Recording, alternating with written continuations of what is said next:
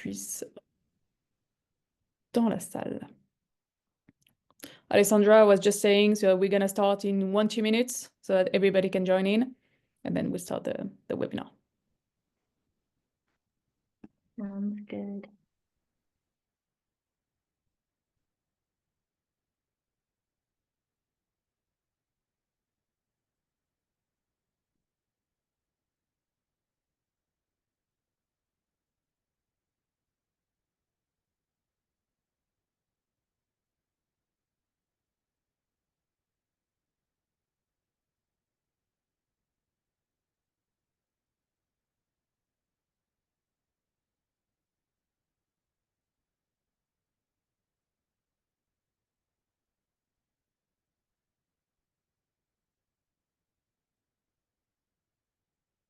Ok, je vois pas de participants en plus qui a l'air de rentrer, donc on va pouvoir commencer. Alors, du coup, thématique du jour aujourd'hui, étudier aux États-Unis avec une bourse et tout particulièrement avec la University of Arizona.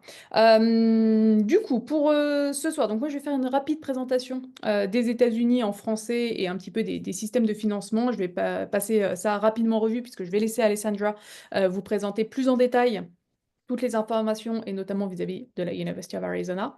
Avant toute chose, je vais peut-être rapidement me présenter et présenter Study Experience, donc qui organise ce webinaire. Donc, personnellement, je m'appelle Alice Barbier, je suis conseillère et responsable pédagogique au sein de l'agence Study Experience. Donc, Study Experience, c'est une agence qui est spécialisée sur l'accompagnement des étudiants pour aller intégrer des universités à l'étranger. Donc ça fait un petit moment qu'on est dans le paysage des études à l'étranger, on a été créé en 2009. Au sein de l'agence, donc on est plusieurs conseillers qui sont tous spécialisés généralement sur une destination. Donc vous avez des conseillers spécialisés États-Unis, Canada, Royaume-Uni, Australie, etc. Tous nos conseillers sont accrédités, donc je vous ai mis un petit panel ici d'accréditation qu'on a tous passé, tout simplement pour pouvoir bah voilà, vous garantir des connaissances et des services qui sont à la pointe. Et surtout, Study Experience est partenaire aujourd'hui de quasiment 200 universités étrangères un petit peu partout dans le monde. Donc c'est le cas par exemple de University of Arizona qui est là aujourd'hui. Et on a un petit peu leur bureau de représentation en France. En termes de services, et après je m'arrête là pour présenter, on rentre dans le vif du sujet, simplement pour que vous compreniez un petit peu. Donc notre rôle, c'est d'accompagner les étudiants sur leur projet d'études à l'étranger, et on propose un service vraiment de A à Z. On commence voilà, de la sélection des universités et des programmes pour trouver voilà, les établissements et les diplômes qui correspondent à vos besoins, à ce que vous voulez faire, à vos critères, etc. Jusqu'au montage des dossiers d'admission. On fait avec vous l'envoi des dossiers, le suivi des dossiers jusqu'à ce que vous ayez vos réponses d'admission. Et puis ensuite, on fait avec vous également tout ce qui va être préparation au départ, donc tout ce qui va être logement sur les campus, assurance, visa, et même au-delà, hein, si vous avez encore besoin de nous une fois que vous êtes à l'université, on reste disponible, bien évidemment. Voilà. Du coup, ça c'était un peu la présentation générale sur voilà, qui nous sommes et ce qu'on propose pour le programme de ce soir. Du coup, sur ce webinaire, on va étudier plusieurs thématiques. Je vais commencer rapidement, donc voilà, pour vous parler un petit peu du système éducatif américain, pourquoi étudier aux États-Unis, qu'est-ce qu'on peut étudier aux États-Unis, etc. Ensuite, je vais rapidement passer sur les différents types d'aides financières que vous pouvez trouver aux USA, donc les différents types de bourses que vous pouvez trouver, et les autres formes de financement qui existent, qui ne sont pas forcément des bourses, mais qui peuvent être intéressantes pour financer vos études. Et je laisserai ensuite la main à Alessandra pour pouvoir effectivement vous parler tout particulièrement de la University of Arizona et des financements dont il dispose. Elle va aussi faire un point sur les admissions à University of Arizona pour que vous ayez toutes les infos si jamais vous souhaitez y postuler. Du coup, avant toute chose, et avant de rentrer vraiment dans la partie financière, c'est vrai que la première question à se poser quand on veut étudier à l'étranger, et tout particulièrement aux USA, c'est tout simplement pourquoi étudier aux USA? Pourquoi choisir les USA et pourquoi pas le Canada, le Royaume-Uni, l'Australie, etc. Alors je pense que je pourrais faire un webinaire complet sur pourquoi étudier aux USA, tant il y a de bonnes raisons de choisir cette destination. Mais si je devais retenir les points, on va dire, un peu essentiels des raisons pour lesquelles étudier aux USA, je pense que ce serait un peu les 5 que j'ai listés ici. Premier point, pas des moindres, les USA dominent de manière générale un peu les classements mondiaux. La qualité des universités américaines n'est plus à faire. Depuis des décennies et des décennies, on voit les universités américaines qui caracolent toujours en tête des classements. Là, j'ai fait un petit reporting sur le classement QS Ranking de 2025. Sur le top 50 mondial, on a 16 universités américaines qui sont présentes, donc ça représente à peu près un peu plus de 30% des universités qui sont américaines dans ce top 50 mondial. Si on fait une comparaison avec le système français, on en a deux. Donc on voit effectivement que les universités dominent les classements mondiaux de par la reconnaissance des universités, de par tout ce qu'elles peuvent proposer en termes de recherche, en termes de technologie, en termes de qualité académique de manière générale. Donc c'est vrai que choisir les USA pour étudier, c'est choisir à la fois la qualité et la reconnaissance des universités. Autre point, pas des moindres, et que je vais détailler un petit peu après, c'est l'idée d'un système éducatif performant et surtout un système éducatif flexible. Système éducatif performant de par évidemment la qualité des universités, mais aussi performant de par la construction des cursus. Je vais le détailler juste après, mais c'est vrai que les États-Unis offrent un système éducatif qu'on ne retrouve pas ou peu en Europe, avec un système un petit peu à la carte sur la sélection des cours, sur la construction des cursus, qui permet vraiment à chaque étudiant d'étudier exactement ce qu'il veut. Et ça, c'est quand même un gros atout. Autre point, large choix d'universités. Alors les États-Unis, c'est un grand pays, certes, mais on a quand même quasiment 4000 universités et collèges aux États-Unis qui sont accrédités, qui sont parfaitement reconnus. Pour le coup, c'est vraiment énorme, hein. Si on prend le Canada, qui en termes de taille doit avoir à peu près la même superficie, on doit avoir 200-300 universités. Aux États-Unis, on en a 4000. C'est d'une certaine façon la garantie absolue sur ce territoire de trouver une ou des universités qui vous correspondent, avec des programmes qui vous conviennent. Vous trouverez toujours chaussures à votre pied aux États-Unis, et ça, c'est un point qui est quand même important. Deux derniers points, des diplômes qui sont reconnus dans le monde entier. Alors, de part, effectivement, le prestige des universités américaines et la performance académique, c'est vrai que si vous êtes diplômé d'une université américaine, que vous vouliez travailler un peu n'importe où dans le monde, vous vouliez reprendre des études un petit peu partout dans le monde, vous avez la garantie que votre diplôme, il va être reconnu. Donc ça, c'est un gros atout. Et enfin, des opportunités de réseau. C'est vrai que les universités américaines, elles mettent l'accent sur le réseau. Elles considèrent effectivement que tous les étudiants qui étudient ensemble seront possiblement des collègues plus tard. Les liens que vous tissez au sein des universités, c'est des liens qui durent, hein. On considère souvent les universités américaines et leurs campus un petit peu comme des grandes familles. Ce sont aussi des universités qui sont très internationales, hein. Vous pouvez avoir jusqu'à 20-25% d'étudiants internationaux sur certains campus américains. C'est aussi la garantie de tisser un réseau international avec du monde un peu aux quatre coins du monde et des liens qui vont perdurer. Pour le système éducatif américain, alors vous avez différents types de diplômes que vous pouvez faire aux États-Unis. J'ai listé, on va dire, les 4 principaux que vous allez retrouver. Au niveau post-bac, donc premier cycle universitaire, vous avez 2 diplômes principaux. Le premier, c'est l'associate degree. C'est un peu le bac plus 2 américain qu'on va faire dans des établissements qu'on appelle les community college. Ce sera un peu l'équivalent finalement chez nous du BTS ou du DUT, formation plutôt pro technique en 2 ans. Ensuite, vous allez avoir le bachelor's degree, qui est là le premier diplôme universitaire de premier cycle qu'on va trouver, vraiment équivalent à la licence chez nous. Donc le bachelor américain, il se fait en 4 ans, la licence chez nous se fait en 3 ans. Et au niveau au-dessus, vous allez retrouver les master's degree, qui sont l'équivalent des masters chez nous, qui généralement vont se faire en 1 an et demi, 2 ans. Et ensuite, vous avez le PhD, qui serait l'équivalent du doctorat. Donc on a vraiment des systèmes qui se recoupent un petit peu, hein. On a des diplômes qui sont assez équivalents.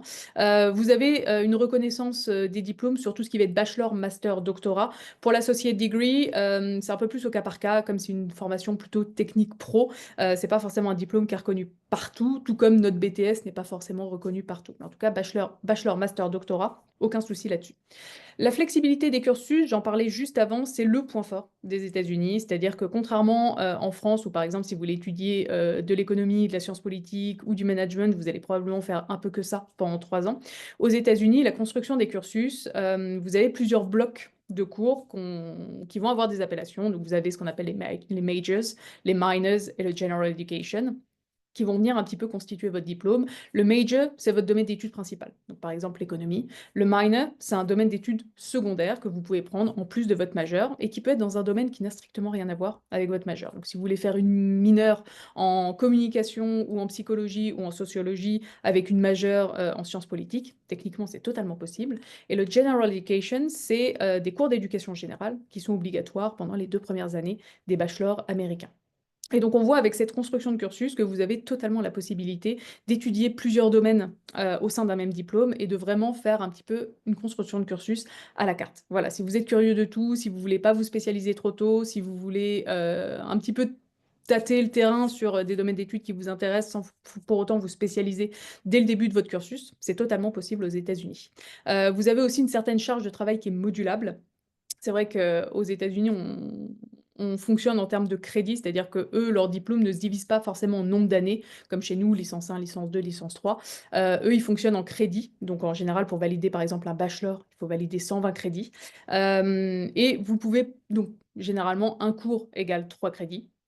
Et c'est comme ça qu'on grimpe, effectivement. On valide un certain nombre de cours qui équivaut à un certain nombre de crédits pour pouvoir valider son diplôme. Et vous pouvez moduler un petit peu votre charge de travail, votre charge de crédit, année par année. Donc, typiquement, le minimum de crédit que vous pouvez prendre par an, c'est 24. Mais si vous voulez en prendre 25, 26, 27, 28, 30, 32, libre à vous, et ça peut vous permettre, pourquoi pas, de valider votre diplôme en un temps un petit peu plus réduit. Juste deux petits points, parce qu'on nous pose souvent la question: qu'est-ce qu'on peut étudier aux États-Unis? Globalement, vous pouvez tout étudier aux États-Unis. Tout ce qu'on va trouver en France, vous allez pouvoir le retrouver. Je mets juste un petit bémol sur 2 domaines d'études, le droit et la médecine. Alors, c'est pas que vous pouvez pas étudier le droit et la médecine aux États-Unis, mais c'est simplement que vous pouvez pas le faire post-bac. Les études de droit et les études de médecine aux États-Unis, ça se fait au niveau master. Il n'y a pas vraiment de programme de droit ou de médecine post-bac. Donc les étudiants qui seraient intéressés par ces domaines doivent valider un bachelor alors, soit dans le domaine scientifique pour la médecine, soit plutôt dans les sciences sociales pour le droit, et ensuite postuler pour une law school ou une med school, donc qui sont des écoles de médecine ou de droit au niveau master. Donc c'est des études qui sont assez longues et avec un système un petit peu différent du nôtre. Alors, là, on a vu un peu le système éducatif américain. On va passer sur la partie plutôt financière des États-Unis. Quand on pense bourse aux États-Unis, c'est toujours un petit peu flou. Et en réalité, vous avez pas mal de bourses qui vont exister sur le territoire américain, que ça soit via les universités ou via des organismes externes. Donc là, je vous ai listé les bourses, on va dire, qu'on rencontre le plus souvent. C'est pas forcément les bourses qui sont les plus faciles à décrocher. Il y en a certaines que j'ai listées ici qui sont même assez costauds, mais c'est celle qu'on va rencontrer le plus souvent sur le système américain. Le premier type de bourse qu'on va trouver, c'est généralement ce qu'on appelle les bourses de mérite, Merit-Based Scholarships. Donc ça, c'est des bourses sur critères académiques, pour le coup. Donc c'est vraiment des bourses qui vont se baser sur votre dossier scolaire, donc sur vos notes de lycée, sur possiblement les tests que vous avez passés. Voilà, vous avez pas mal d'universités américaines qui peuvent vous demander de passer ce qu'on appelle le SAT, qui est un test d'admission qui va permettre de voir votre niveau. Et généralement, plus vous avez un dossier scolaire qui est costaud et des résultats au score qui sont hauts, plus vous avez des chances effectivement d'avoir des bourses de mérite. Pour les bourses de mérite, soit vous êtes considéré automatiquement par l'université, c'est-à-dire qu'à partir du moment où vous postulez à l'université, ils vont vous considérer pour une bourse, et si vous rentrez dans les critères minimums de la bourse avec votre admission, vous aurez effectivement votre financement. Pour d'autres universités, ça peut être nécessaire de compléter un dossier de bourse à part, une demande de bourse à part, en plus de votre dossier d'admission, où on peut vous demander par exemple une lettre de motivation, une lettre de recommandation ou des documents additionnels. Le deuxième type de bourse qui peut exister, c'est ce qu'on appelle les bourses sur critères financiers, les need-based scholarships. Ce type de bourse-là, il est très rare pour les étudiants internationaux. Vous avez quelques universités, vous avez une petite poignée d'universités américaines qui vont pouvoir le proposer, notamment des universités très sélectives et que pas mal d'étudiants essayent de décrocher de temps en temps. Je pense à Harvard ou à Yale, qui vont avoir effectivement des bourses sur critères financiers pour les internationaux. Alors pour les étudiants américains, les bourse sur critères financiers, c'est assez courant, hein, mais pour les internationaux, généralement, c'est très limité. Donc, ça peut exister, mais c'est très difficile à décrocher. Ensuite, vous allez trouver des bourses externes, c'est-à-dire des bourses qui vont être soit liées au gouvernement américain ou à des organismes externes. Donc, j'en ai cité 2 ici, mais il y en a une palanquée. J'ai cité Fulbright. Fulbright, c'est un organisme qui dépend du département d'État américain, qui est présent dans un petit peu tous les pays, et qui vont proposer des bourses pour les étudiants internationaux qui vont étudier aux États-Unis. Donc, Fulbright en France, par exemple, ils vont avoir beaucoup de bourses au niveau master et doctorat, pas beaucoup au niveau post-bac. J'ai aussi cité la AAUW, qui est, si je me souviens bien, la American Association for University Women, qui est un organisme qui va dispenser des bourses pour les femmes qui vont aller étudier aux États-Unis pour faciliter la mobilité des femmes dans les universités américaines. Donc ça, vous en avez pas mal qui vont exister à droite à gauche, donc faut pas hésiter à creuser un petit peu soit le gouvernement, enfin, soit les sites des gouvernements américains, soit les sites de bourses externes ou d'organismes externes qui peuvent proposer des financements, parce que tout n'est pas forcément lié aux universités. Au sein des universités, vous pouvez aussi avoir des bourses sur critères spécifiques. Donc j'ai parlé des bourses de mérite qui là vont s'appliquer un petit peu à tous les étudiants. Vous pouvez aussi avoir des universités qui vont proposer des bourses pour des étudiants qui viennent de certaines régions, par exemple de certains pays ou de certaines, je sais pas, pour la région Orient, Asie, Europe, etc. Pour certains domaines d'études bien particuliers, vous avez des universités qui vont proposer des bourses spécifiquement pour les étudiants qui étudient en ingénierie ou en commerce ou en sciences sociales. Pareil pour les niveaux d'études, vous avez des universités qui peut-être proposent pas forcément de bourses au niveau post-bac, mais des bourses au niveau master ou inversement. Donc bien regarder aussi en fonction bah, voilà, d'où vous venez, de ce que vous faites, du domaine d'études qui vous intéresse, etc., s'il y a des bourses spécifiques qui peuvent s'appliquer dans votre cas. Et enfin, dernière, idem, un peu comme les bourses sur critères financiers, pas les plus faciles à obtenir, il y a ce qu'on appelle les bourses athlétiques. Alors ça, c'est un peu différent.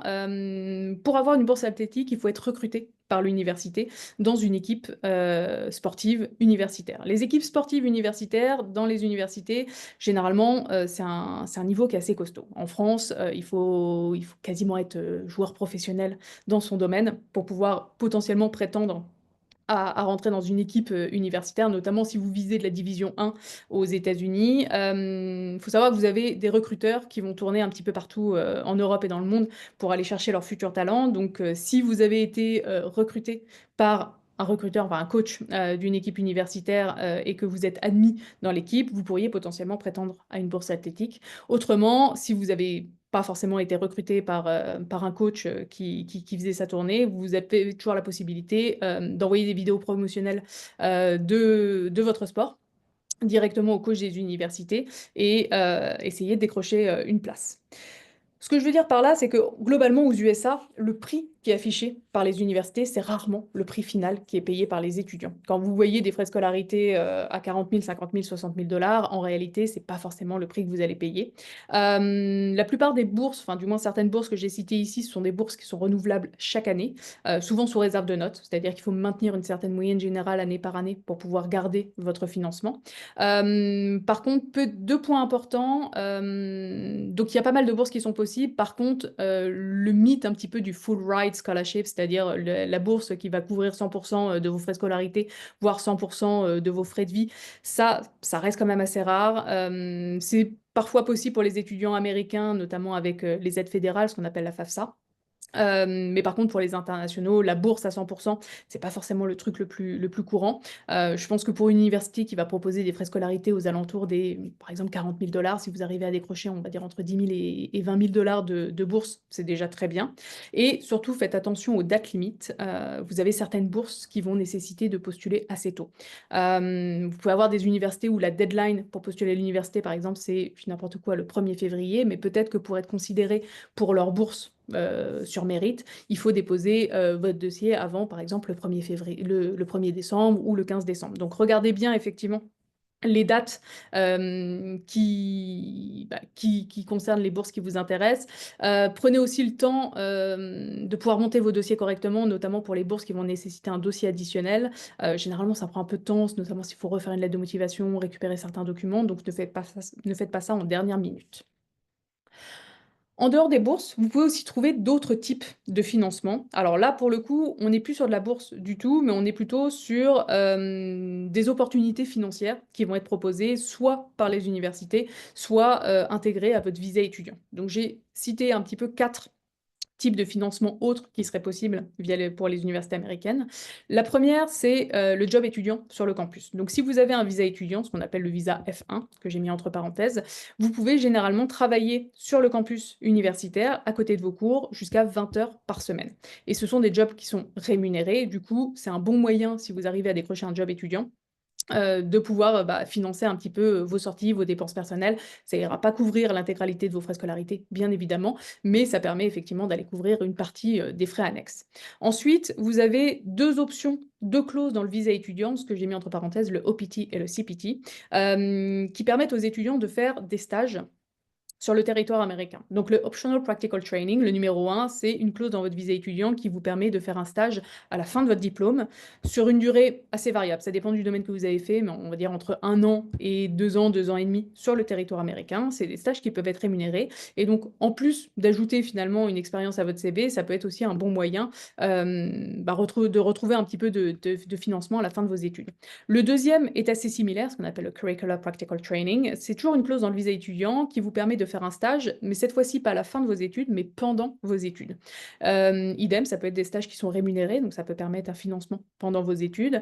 Le seul point important à garder sur ces deux options, c'est que vous devez absolument faire un stage dans le domaine que vous étudiez. Donc si vous êtes en marketing, vous devez faire un stage dans le marketing ou dans le business de manière générale. Vous ne pouvez pas faire un stage en boulangerie ou quoi que ce soit. Il faut vraiment que ce soit lié à votre domaine d'études. Le dernier financement qui est possible, et ça c'est pour les étudiants de ce qu'on appelle le graduate level, donc tout ce qui va être master, doctorat, c'est les postes de teaching assistant. Donc il faut savoir que dans les universités, si vous vous intégrez à l'université au niveau master et doctorat, vous pouvez avoir une place de teaching assistant, donc vous allez en fait enseigner la matière que vous étudiez, souvent à des étudiants de première ou deuxième année de bachelor, et la rémunération que vous aurez par ce poste sera directement souvent déduite de vos frais de scolarité, et donc ça permet de faire baisser la facture. Contrairement aux bourses où une fois que vous l'avez, bon, bah, vous savez que vous l'avez et vous pouvez effectivement retirer ce montant de votre budget, sur ces types de financement, ce pas des types de financement qui sont garantis. Voilà, avoir un job étudiant sur le campus, il faut réussir à décrocher un job. L'OPT, le CPT, il faut réussir à trouver un stage. Le teaching assistant, il n'y a pas forcément une place pour tous les étudiants qui le veulent. Du coup, attention, ce n'est pas une rémunération garantie, mais si vous arrivez à la décrocher, ça peut être effectivement un plus pour votre financement. Voilà, de mon côté, j'ai fini ma partie pour faire un peu un overview des différentes options qui existent de financement et je vais laisser la main à Alessandra qui va vous parler de University of Arizona et des admissions et des financements au sein de l'université. You can share your screen and start right away. I want to do that right now. All right.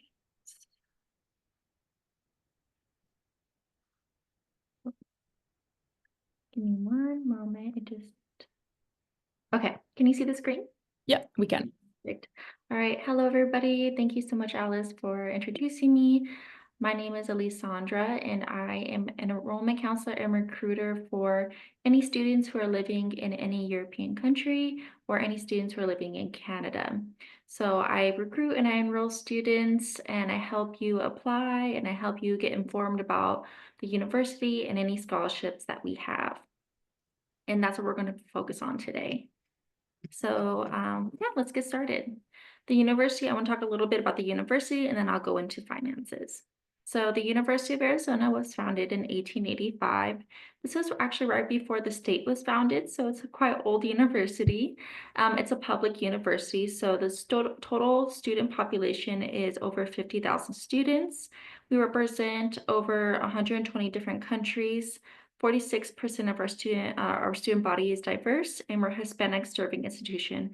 We are about an hour away from Mexico, so we really take pride in any programs that focus on our Hispanic students. That's why we're a Hispanic serving institution. About 40,000 students are undergraduate and over 10,000 are graduate students. And 6.5% of that are international students, and we're looking to grow that. So that's why I'm here talking to you to see if any of you are interested in earning a degree with us. Specifically a bachelor's degree, which are 4 years. Like Alice mentioned, we have bachelor's degrees, master's degrees, PhDs. So as a national student, you can earn all of those.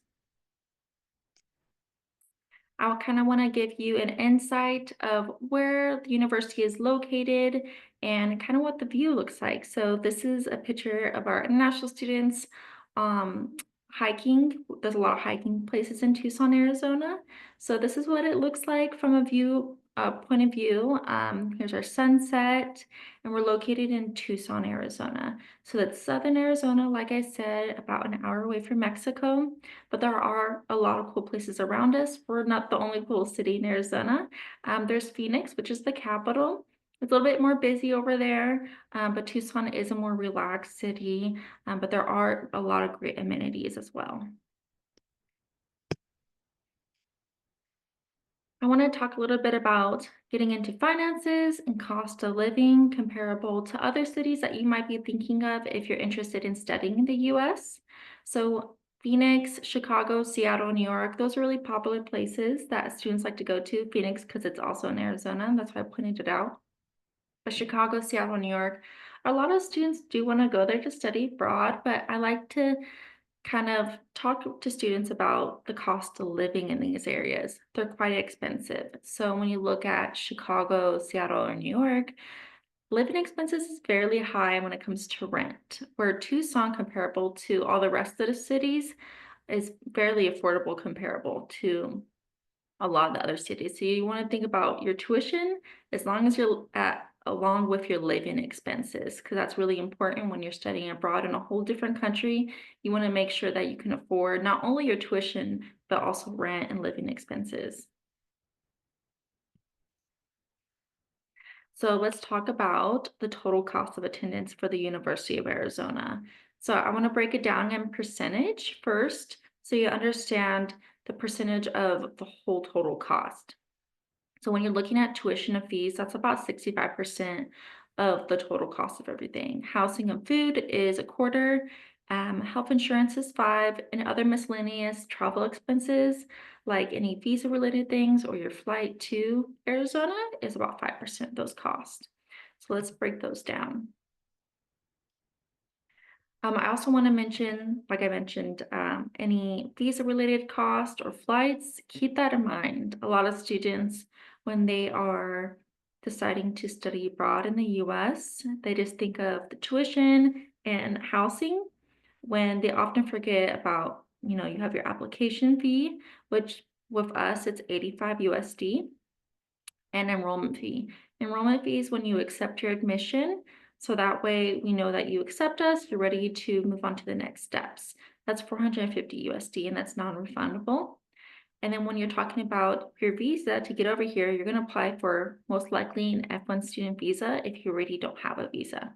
So you're applying for an F1 student visa. So that means you do pay for a CVIS fee, a DS-160 fee, and that could be a little bit under 500 USD dollars. And then a flight and housing deposit. Those things also vary. So depending on the type of housing you choose and when you book your flight to come over to the US. So earlier the better, of course. And then choosing the type of housing just depends on the type of housing you choose. You can do we have 23 dorms on campus. So if you live with more roommates, of course, it's more affordable. But if you live by yourself, it's going to be a little bit more expensive. So really weighing out your options does help a lot when you're thinking about studying in the US. So let's go over the annual cost of attendance. So tuition fees can go up to over $45,000 each year, and this is dependent on the type of major that you choose. For example, let's say you choose to do a get your degree in an English major. That's not going to have an expensive fee comparable if you're going to do an engineering major. That major is going to be a little bit more expensive, or any major in science is going to be about 1,000, 1,300 on top of your 41,000 tuition. So it just depends, but 45 is about the highest you can get with your tuition. And then housing and meals, this is estimated, of course, because it dependent on the type of meal plan you choose, as well as the type of housing you choose, and if you choose the meal plan. So that can go up to 17,500 USD. And then health insurance.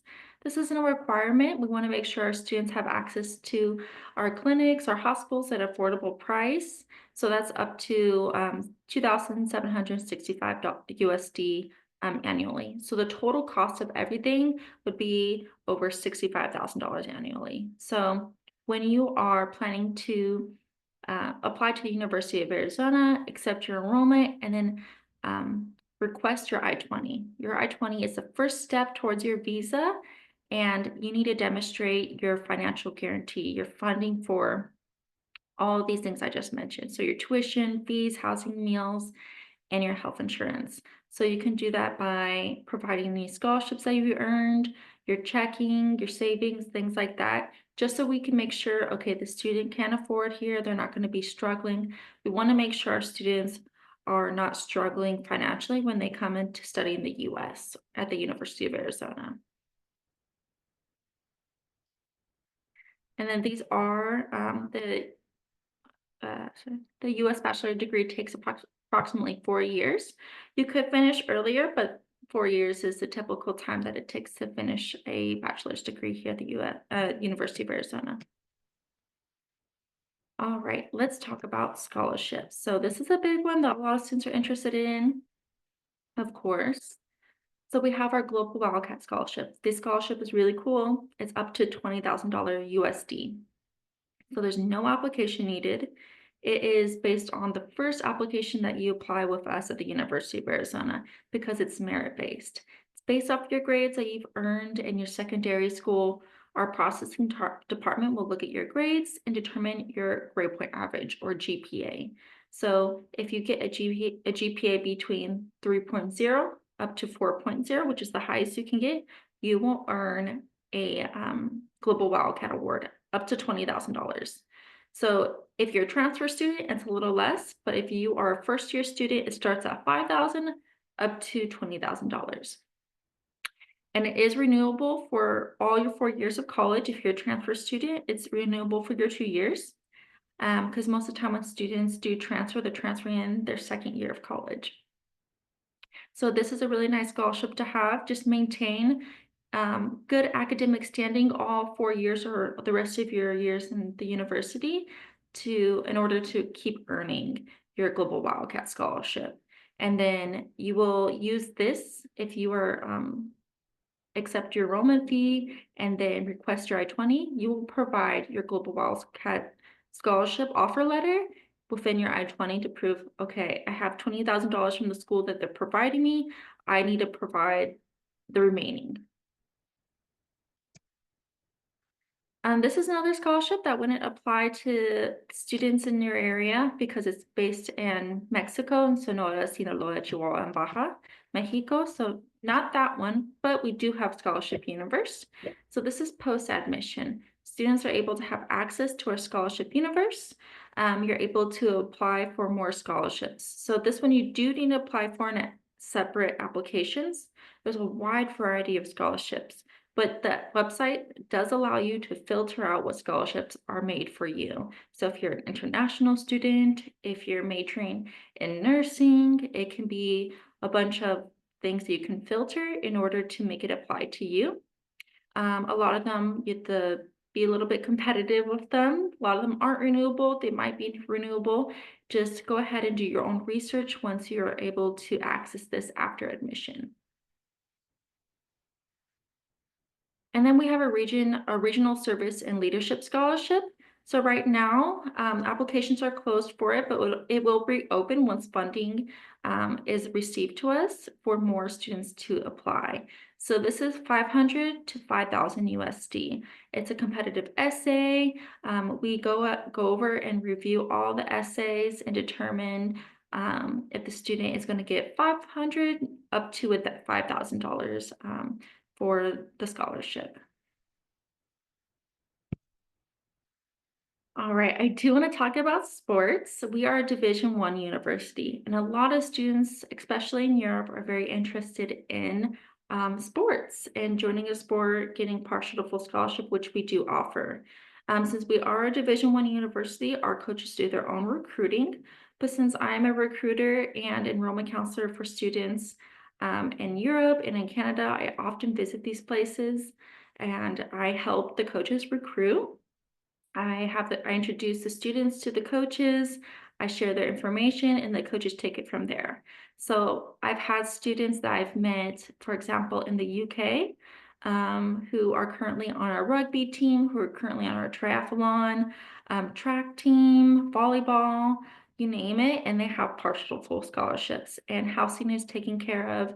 So it is, if you are someone who is really into sports, you have national rankings, having an affiliation of NCAA does really help when the coaches are recruiting.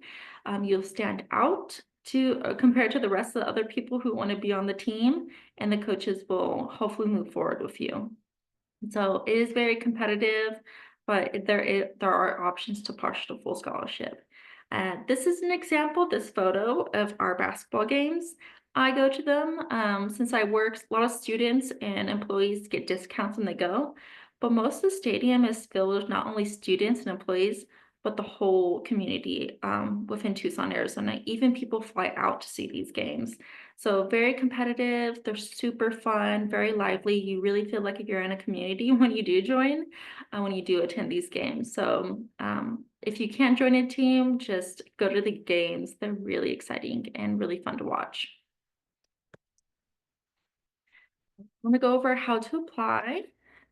So you would apply at everywhere.arizona.edu, and then we are in a rolling admission, which means there's always a semester to apply for. So it would be either the fall semester or spring semester. Right now, you can apply for a fall semester. So if you're in your final year of high school, you can still apply to our fall semester, which is the perfect semester, I would say, comparable to the spring, because most students start in the fall. That's usually when high school students are finishing in the US. Their first semester is always going to be the fall. And so you can apply for the fall. The deadline is May 1st. So that's coming up in a few months. Or you can apply for spring. There's nothing wrong with the spring. I just think it's just the time to start in the fall. Spring semester, the deadline is November 1st. So make sure if you are finishing high school soon and you want to start studying in the US, keep that deadline on your radar, May 1st for the fall semester. And then if you are applying, keep in mind that if you are living in France right now, I would be in your enrollment counselor. Again, I'm the enrollment counselor for all students living in any European country. So you'd be speaking directly to me. And I'll provide contact information at the end, so no worries. And then, so when you are applying, we only need a few things from you since we're a merit-based university. We'll need your academic scholar transcripts, so a minimum of a 3.0 grade point average in order to be automatically admitted. So I know a lot of you are like, I don't go by that grading scale. Our processing team, I'll send over your transcripts to the processing department and they'll determine your grade point average. So from there, if you have a 3.0 grade point average determined by the processing department, they'll automatically admit you and automatically earn the Global Wildcat Scholarship as well. For transfer students, the minimum is a 2.5 grade point average. And then provide your last 3 years of completed coursework. In the US, what's comparable, a lot of students, high school, secondary school is 9, 10, 11, and 12. So a lot of students are applying in their 12th year. They are not completed, of course. They don't have transcripts for their final year. So we ask for the previous 3 years that are completed. And then those grades from your previous 3 years, that's what your grade point average will be determined on. So what's comparable in your country might be a little bit different, but our processing department works with international transcripts all over the world. So they understand how those work and can determine your grade point average based on what's equivalent to our 3 years of coursework in the US. And then English proficiency. So we accept all types of English proficiency. It goes from TOEFL, IELTS, even Duolingo. And then if you go to a high school that is taught in English and you completed 3 years of high school where the medium of instruction is English, that will suffice and it will complete the English proficiency requirement. And the final step is submit and pay the application fee, which is $85 US. All right, so if you want to get a hold of me, I always recommend reaching out through the email. I'll also provide my email in the chat, and then Alice could share my information as well.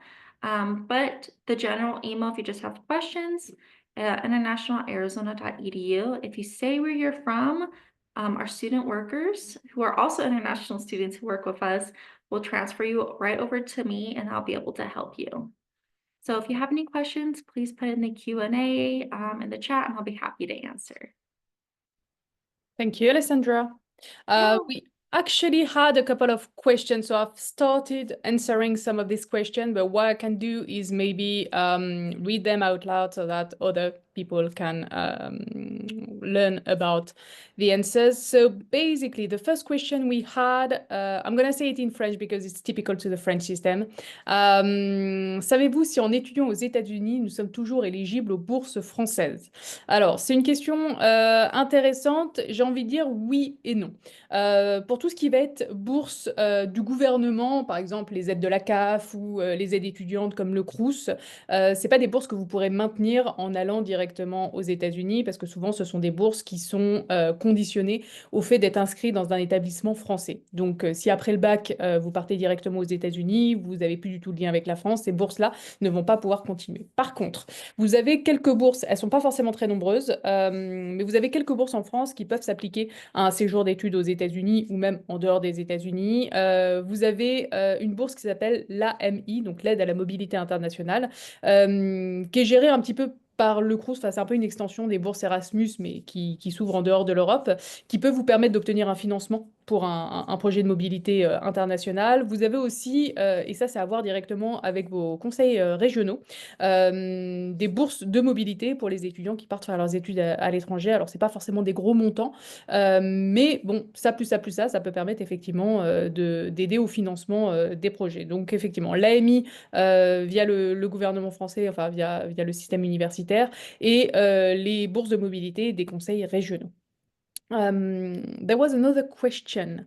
Is it possible to cumulate the scholarships that the university offers, for example, the Global Wildcat and the additional scholarship that you offer? Yeah. So right now, for example, we have students who have the Global Wildcat Award as well as the Regional Service and Leadership Award. So you can combine as many scholarships as you like. So let's say you go to the Scholarship Universe website, apply for more, you can always combine those as well. So it's pretty endless if you're applying for more. It's totally up to you. Perfect. There's another question, not specifically regarding financial aid, but so Pauline is saying, I'm in second year of a bachelor's degree in psychology. Can I do my last 2 years of bachelor's degree in the US and then do a master's degree and maybe a PhD? She's afraid she might need to start from scratch.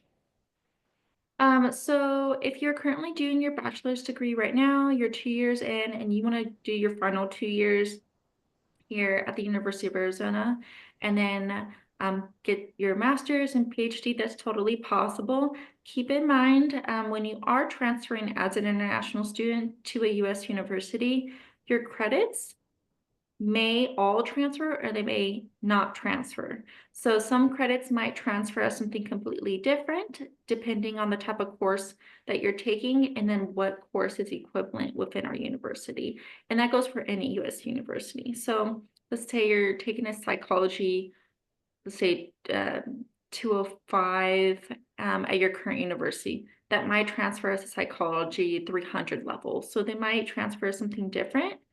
And the limit of credits you can transfer is up to 60. So keep that in mind, but it's totally possible. I have students all the time in my regions that transfer who are currently doing their bachelor's. They're within their 2 years and they're transferring over.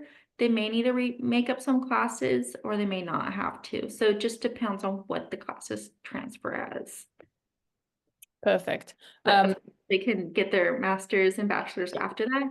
I also totally forgot the previous question I do want to go back to.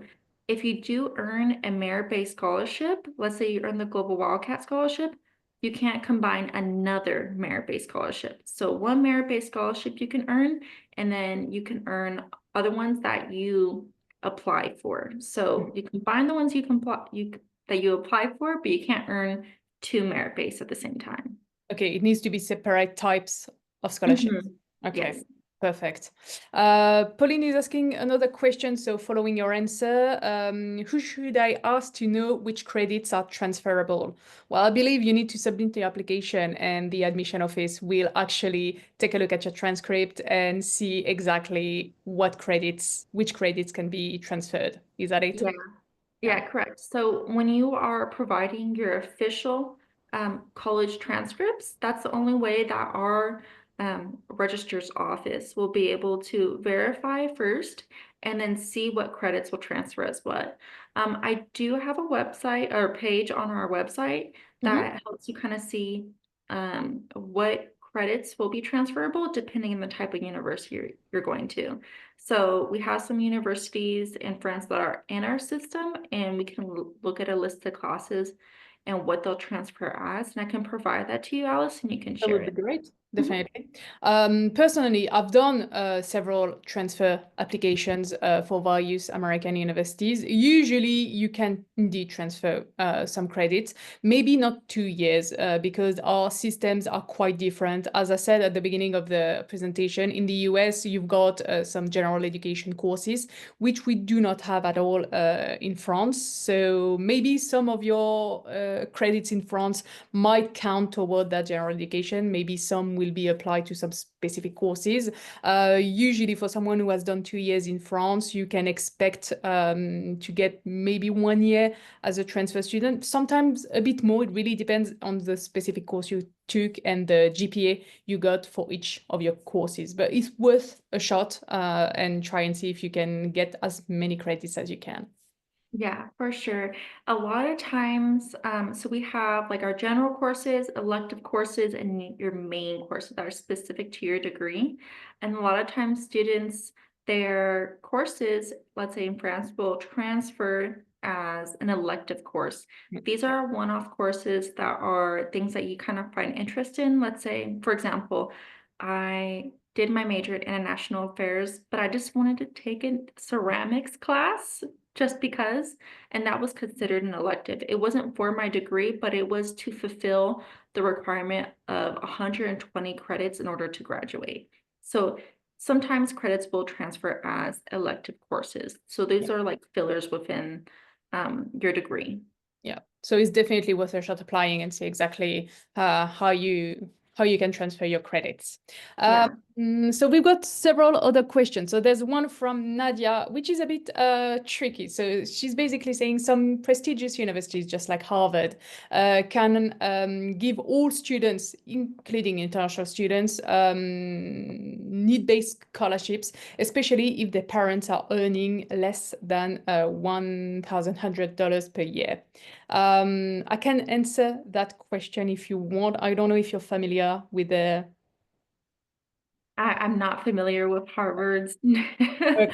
based. I can give a short answer to that. So yes, indeed, Harvard does have a policy of need-based scholarships and need-blind scholarships. So basically, asking for financial aid at Harvard won't impact your chance of admission. They do not look only at what your parents or your family is earning. They look at everything. They look at your properties. They look at life insurance policies that you might have. They look basically at everything. So indeed, if you are admitted to Harvard and they consider that given your whole revenue and everything you've got, you can't afford to pay Harvard, they will give you a scholarship. But you need to keep in mind that Harvard, the admission rate is less than 4%. So the chances of getting into Harvard is quite minimum. So if you are indeed admitted and you can't afford the education, they will give you a scholarship. That's for sure. But first you need to be admitted, and that's another level. So it might be safer sometimes to apply to universities where you have a good chance of being admitted and ask for a scholarship. Especially, I mean, tell me if I'm wrong, but if you're a really good student, for example, your GPA is 3.8, 3.9, you have a better chance sometimes of getting a big scholarship if you apply to a university where the admission requirements are below your actual level. Like strategically, it can be interesting to apply to a university where you are a top student to get more Oh, yeah. scholarships. Yeah. Yeah. I understand what you're saying. So, for example, comparable to Harvard, which the admission rate is 4%, our admission rate is 86%. A lot of the students, you will get automatically admitted with a 3.0 group average, but let's say you're a really good student and you have a 3.9, you will get admitted and you will guarantee a $20,000 scholarship with us. So, I mean, if you're a great student, you'll get great scholarships. Yeah, exactly. One question from our that I can answer. What is a GPA? So I can answer that in French if it's easier. Le GPA, c'est la moyenne générale. C'est ce qu'on appelle le Grade Point Average. Donc aux États-Unis, c'est calculé sur 4. Chez nous, c'est calculé sur 20. Et en fait, c'est un peu la moyenne générale cumulée de toutes vos années d'études. Donc par exemple, en post-bac, ils ont tendance à regarder vos relevés notes de troisième, seconde, première et début de terminale. Donc ils vont prendre toutes les moyennes trimestrielles que vous avez eues ou semestrielles que vous avez eu sur toutes ces années-là et ils vont diviser le tout pour avoir une note sur 20 et ils vont le convertir en note sur 4 puisque c'est le système américain. Donc typiquement, la University of Arizona, ils demandent un GPA de 3 minimum pour être admis. Un GPA de 3, on va osciller aux alentours des 12,5, 13 de moyenne, typiquement. Si on est entre 12 et 13, globalement, on a des chances effectivement de pouvoir être admis. Mais en fait, le GPA, c'est tout simplement la moyenne générale. A couple of other questions. So Riyad is saying, I'm a French student. I'm finishing my business bachelor's degree in August. I was wondering if the application process for master's program at the University of Arizona is selective. Are there any specific GPA requirements or other academic criteria needed for admissions? Yeah, sorry, what major was it again? Sorry.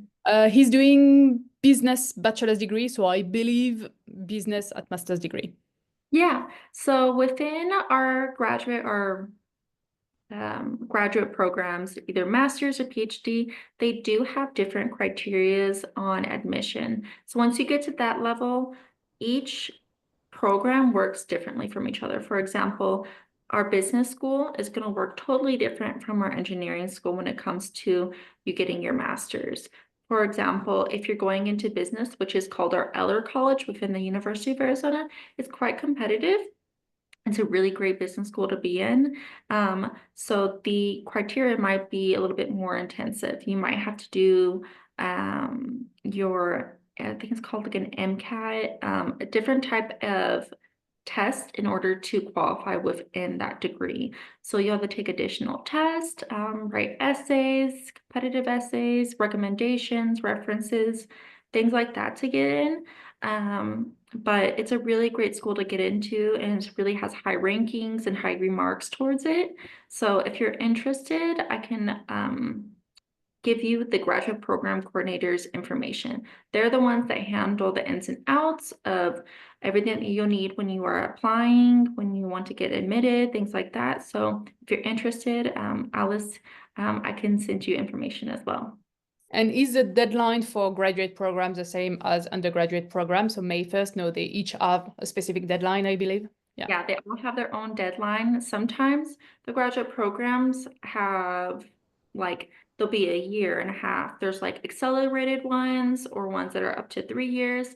So it just depends on the ones that you choose. So the deadlines are different. Okay, perfect. And yeah, usually in business, students have to take the GMAT test, I believe. Yeah, GMAT. correct. Yeah. So So you the need some GMAT, time to prepare it. Yeah.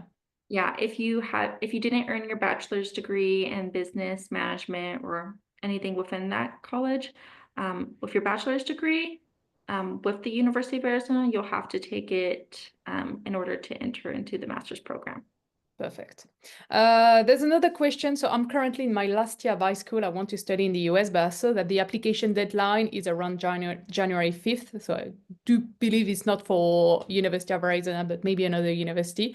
Will I have enough time to complete my application and all the necessary steps? Well, for the University of Arizona, our deadline is May 1st, so you have quite a bit of time to complete your application. And then once you do complete your application, it's a 10-day turnaround for your admission decision. So it's quite quick. So you still have a lot of time. And if you need any help, please reach out to me. Yeah. Usually you've got some university that will have a really early deadline, but for many American university, there's different kind of deadline actually. You can have a priority deadline, for example, on January 15th, and then it's rolling admission up until May 1st, so you still have time to apply to Yeah, university. we don't have a priority deadline. The deadlines are always the same. Okay, perfect. One last question. So I'm gonna translate that one. Can merit scholarship be higher than the tuitions and then help finance a part of the housing, or is it is the maximum you can get is the amount of scholarship of tuition? The merit-based scholarship will never be more than the tuition. We don't do any full scholarships, so the highest you can get for merit-based for international students is $20,000.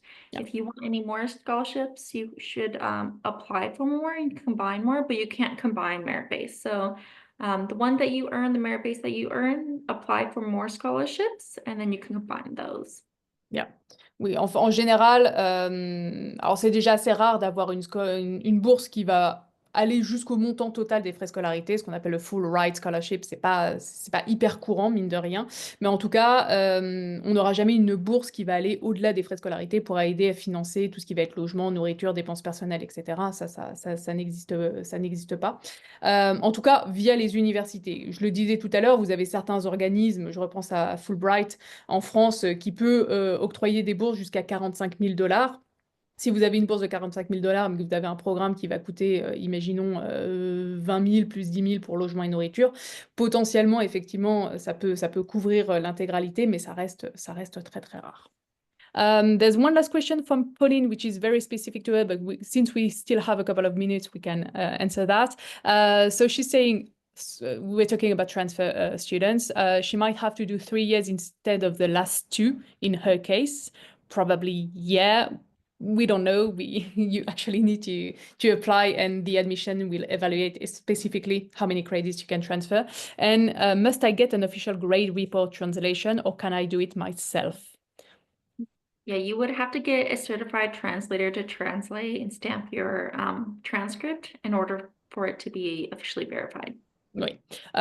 Généralement, les universités demandent des traductions assermentées. Donc, faut que c'est assermenté parce qu'il faut qu'il y ait une valeur légale qui prouve qu'il n'y a pas eu de modification entre votre relevé de notes d'origine et le relevé de notes traduit que vous fournissez. C'est une traduction littérale. Il n'y a pas besoin de convertir nécessairement votre moyenne générale en moyenne américaine, donc le GPA sur 4. Mais par contre, il faut que ça soit de la traduction assermentée. Donc ça, si vous avez besoin, on a des traducteurs assermentés qu'on peut mettre à disposition des étudiants, donc c'est pas un souci. One last question, it's not Pauline asking, but she might be interested in that. For transfer student, do you request the WES evaluation or not? No, No. no. Good. We don't require the West evaluation. I would need a little bit more information about that, but as far as I know, we don't. Yeah, usually for transfer students or for any student who has started university studies, they need to get their transcript evaluated by WES or NACES, which will do a comparison between what they did in France and the American education system. Yeah, no, because we have our own processing department, so no need for that. You can skip that process and just send us your transcripts. Our That's a yeah. Sorry. No, that's a good thing because the West services are quite expensive, to be honest. So it's good to avoid that. Yeah. So Pauline is saying, I'd like the translator contact. So Pauline, I will send it to you by email. And do you request the SAT? No, no, we don't. So SAT or ACT are not requirement. If you have taken them, we could use it as English proficiency, but that's the only reason why we'd ever accept it is for English proficiency from international students. You could take it if you're applying for more scholarships, they might be like, what's your SAT score? We'll base the scholarship off of that. That might be a requirement, but for us and our admission and our merit-based scholarship, no. Okay, so it doesn't help to have for the merit-based scholarships or the global wildcard, having a good SAT score won't give you a head up in getting a good scholarship. It's just GPA. Oh, just GPA. Yeah. So it's just based off your GPA. Yeah. Okay, perfect. Well, I think we've covered all the questions. If there are any other questions, you can just raise your hand so that I can see if there are anything else we need to cover. But I think we're good, to be honest. Ok. Well, thank you. Merci à tous d'avoir suivi ce webinaire. Thank you, Alessandra, for Thank interested in the you. University of Arizona. Vous allez recevoir donc par mail le lien pour revoir le webinar. Pauline, je vais aller chercher votre adresse mail dans le formulaire d'inscription et je vais vous envoyer donc les informations sur les traducteurs assermentés.